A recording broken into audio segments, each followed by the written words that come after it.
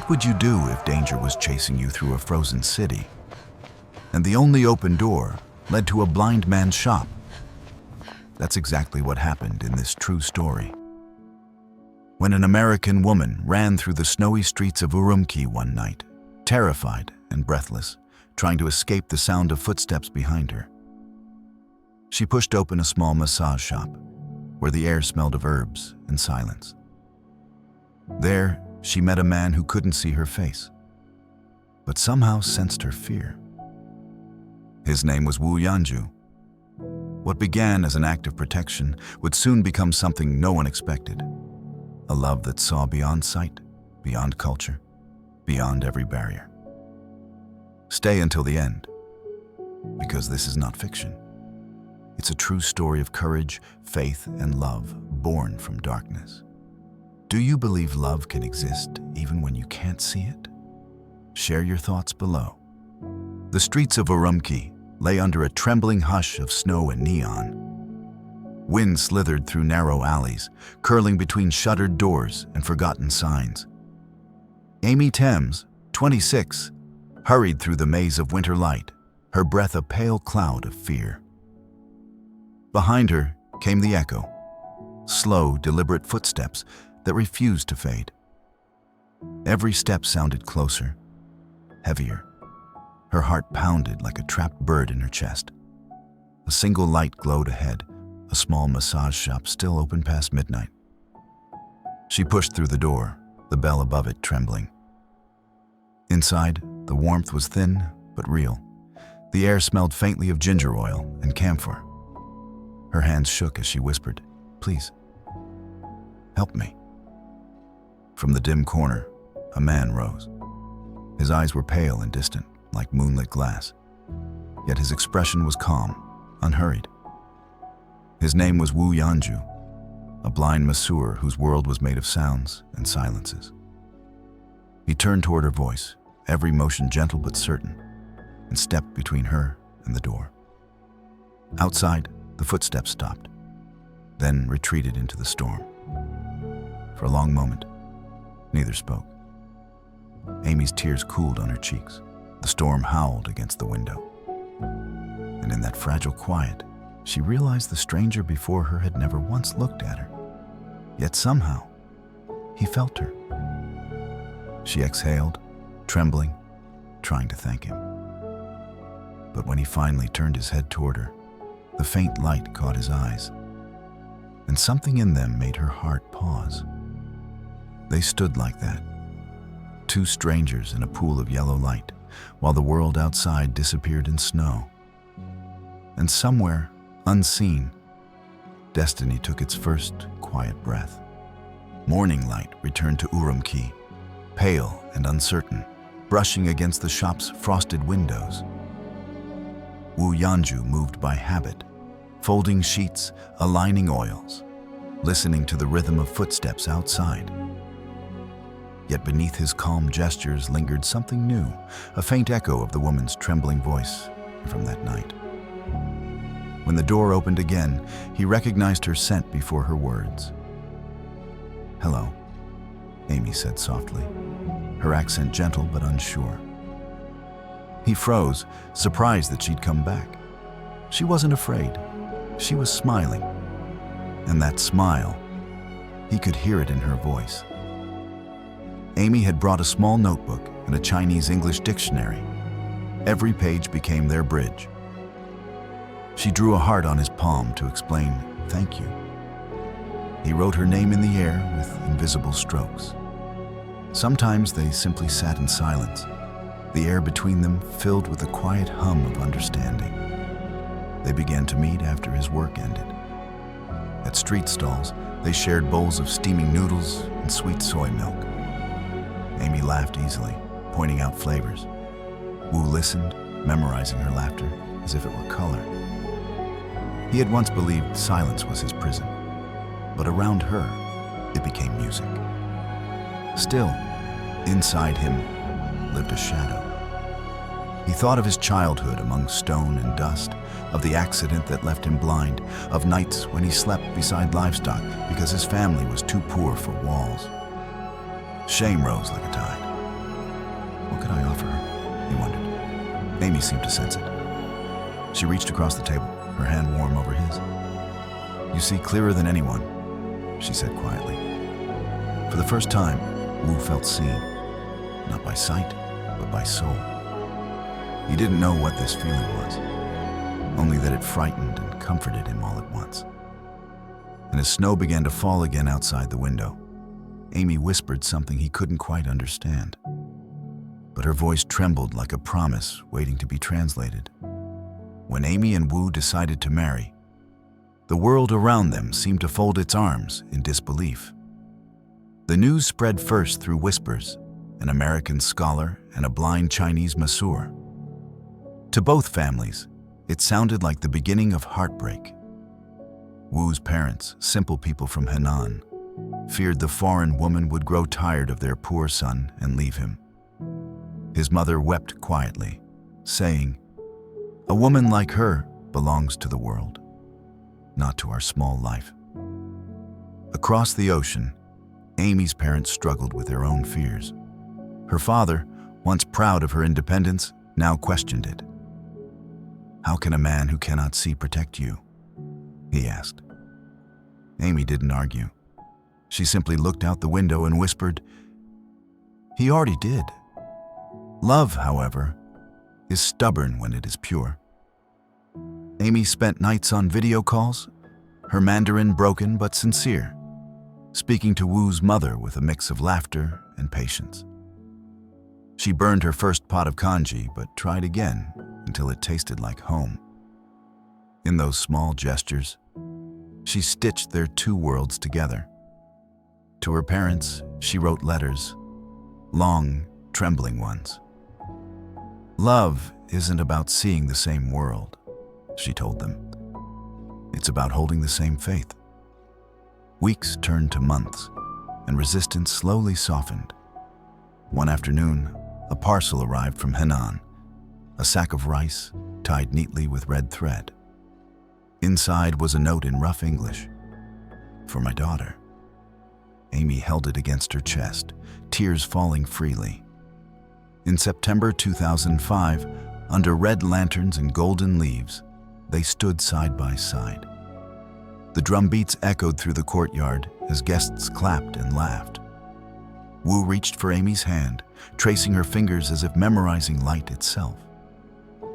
As the wind carried the scent of rice wine and autumn air, Amy whispered, "We've walked through blindness. Now we walk by faith." And somewhere between two worlds, east and west, sight and darkness, love quietly won its first victory. Their first years together were a patchwork of laughter, learning, and the kind of chaos only love can survive. The apartment was small, just 2 rooms and a window that looked out onto the noisy streets of Shanghai. But it was theirs. Every morning, Wu rose before sunrise, moving with quiet grace as he practiced Tai Chi in the soft gold of dawn.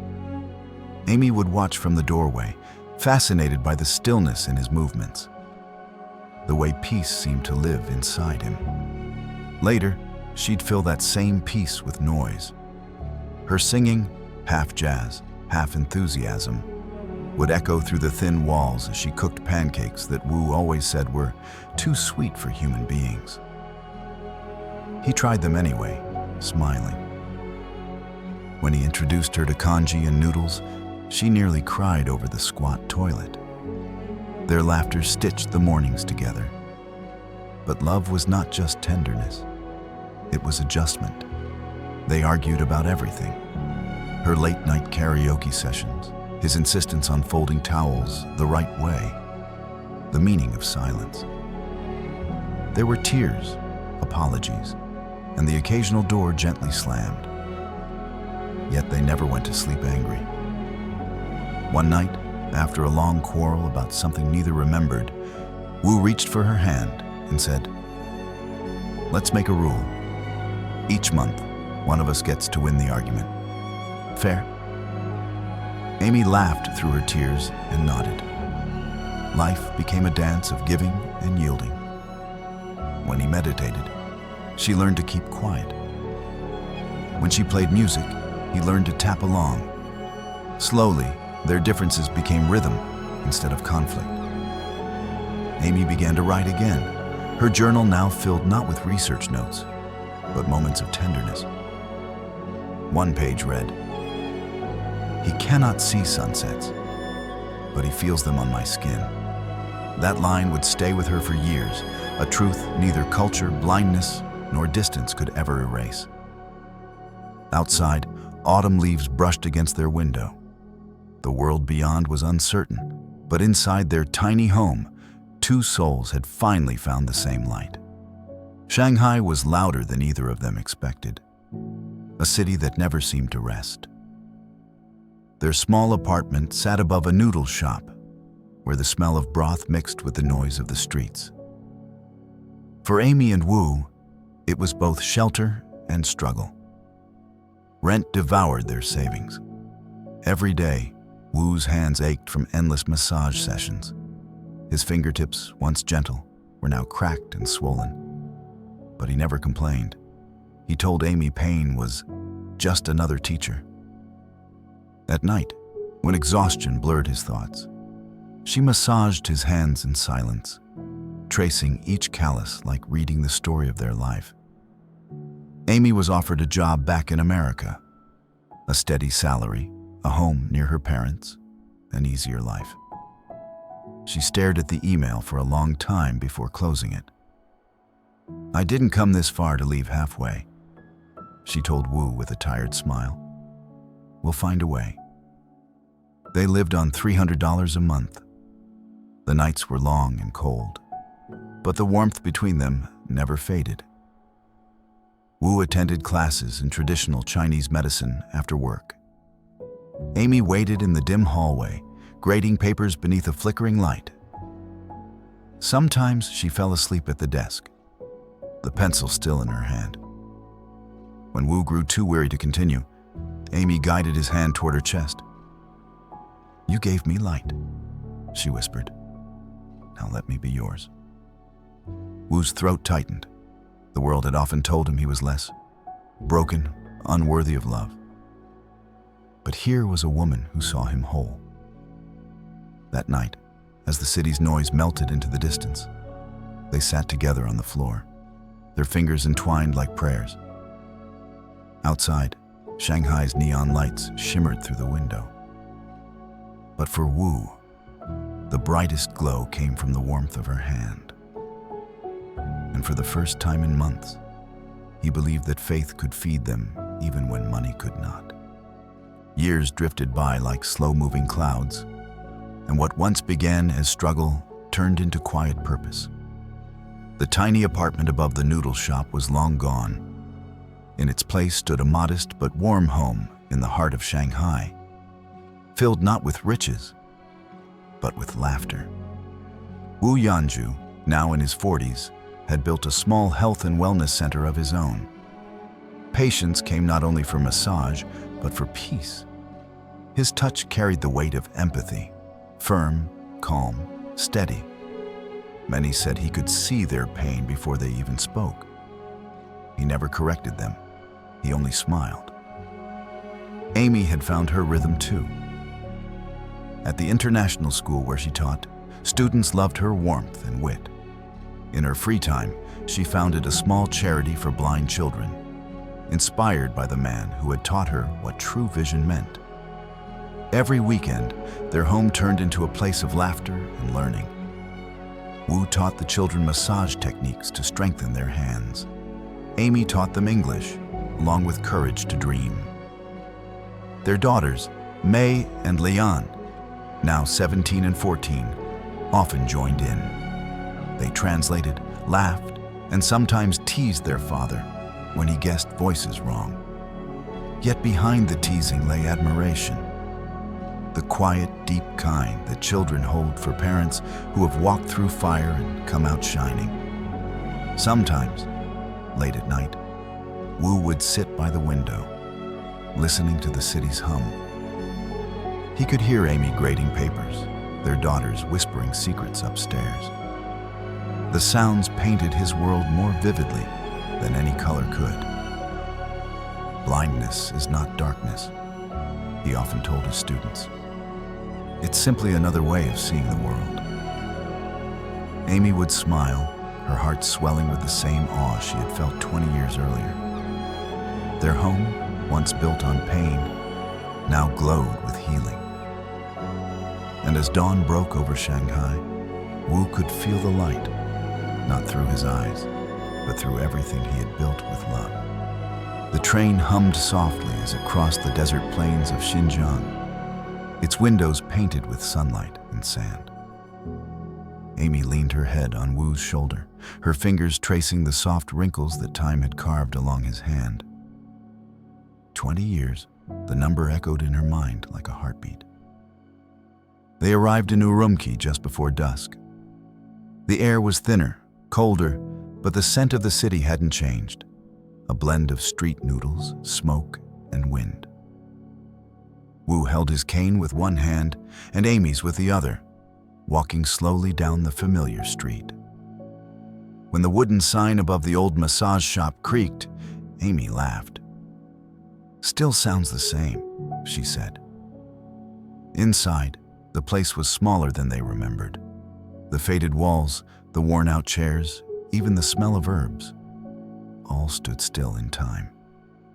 Wu reached out, feeling the edge of the counter, the spot where he once stood between danger and fate. He smiled softly. "I was afraid that night," he said. Amy looked at him, eyes shimmering. "And yet you saved me." They decided to record a short video for Douyin, reenacting that moment of destiny. Amy playfully pretended to burst through the door again, breathless. Wu turned his head, his movements still graceful, still sure.